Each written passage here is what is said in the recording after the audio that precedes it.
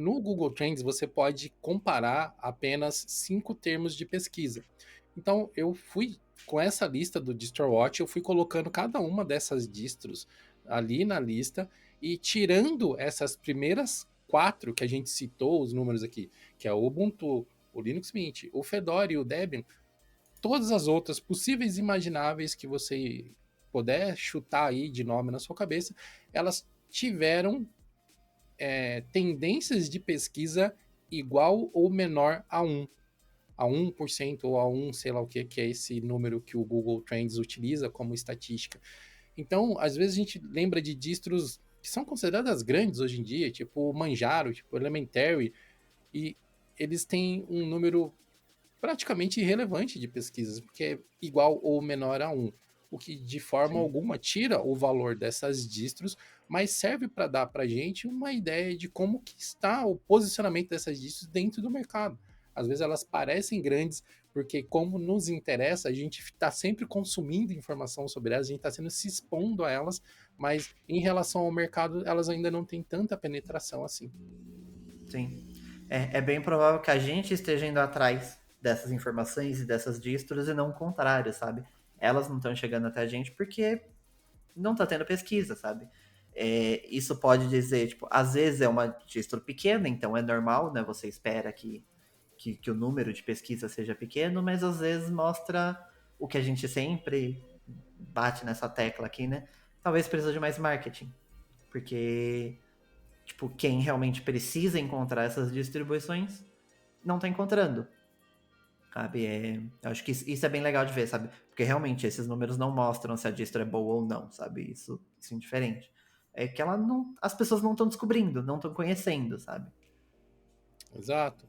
E assim, a gente entende que tem tantas variações e Linux disponíveis no mercado para desktop ou para servidor que realmente tirando o panteão ali das distros que são bases de outras distros que são muito conhecidas, que é o caso do Debian, que é o caso do Ubuntu. O Ubuntu deve ter 1 bilhão de distros derivadas deles aí.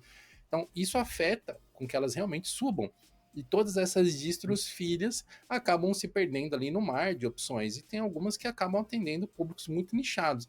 E tem distros que são muito focados em um mercado específico, como se você for pegar aquela flavor do Ubuntu que é focado no mercado chinês, que eu acho que se pronuncia Ubuntu Kylin, que até teve um review recentemente lá no canal principal do YouTube, do GeoLinux. Então, ela é muito focada naquele nicho. Então, a menos que a gente tenha acesso aos dados daquela região específica, pode ser que lá ela tenha 90% do mercado. Mas em comparação com o mundo, a aplicação dela acaba não sendo tão expressiva assim. Isso acho que é algo que a gente também tem que levar em consideração, né? Porque tem distribuições que elas vão ter um foco muito específico, então elas nunca vão brigar em número com essas alternativas. Sei lá, um Slacks, por exemplo, que é uma distro ali para você usar num pendrive, portátil, tipo, pro dia a dia, para você usar no seu computador normal ali, com 8 GB de RAM, com um processador mais atual, você não vai usar essa distribuição porque não é o foco dela. Então ela nunca vai conseguir brigar em números com Ubuntu, com Linux Mint, com Fedora, sabe? Porque não é o propósito dela, sabe? Não tira o mérito dela, assim como não tira o mérito do Ubuntu, mas é entender isso, sabe? Aqui a gente acaba pegando distros mais generalistas, né? Não só disso, né? Os outros sistemas também, mas quanto mais generalista, maior o número você consegue alcançar, né? Exato. E assim, isso meio que. Essa primeira análise, olhando o Google Trends, meio que já deu um parâmetro para gente de como que o mercado hoje está bastante polarizado em torno de algumas distribuições. Se nós estivéssemos falando de um cenário um pouco diferente, por exemplo, de software proprietário, isso provavelmente seria bem ruim, porque estaria limitando as opções, as escolhas que as pessoas têm. Felizmente, nós estamos falando do software livre.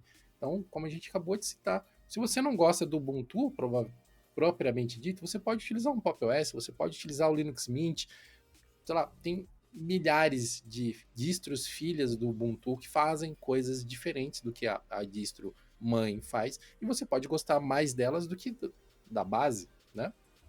Sim.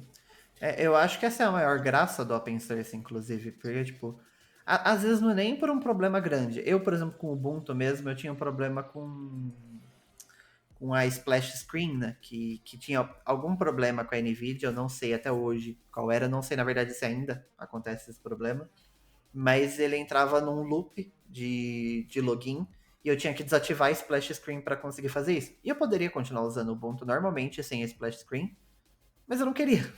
E, tipo, definitivamente não é algo que eu preciso, sabe? Porque é um negócio que eu vou ver 5 segundos antes de ligar.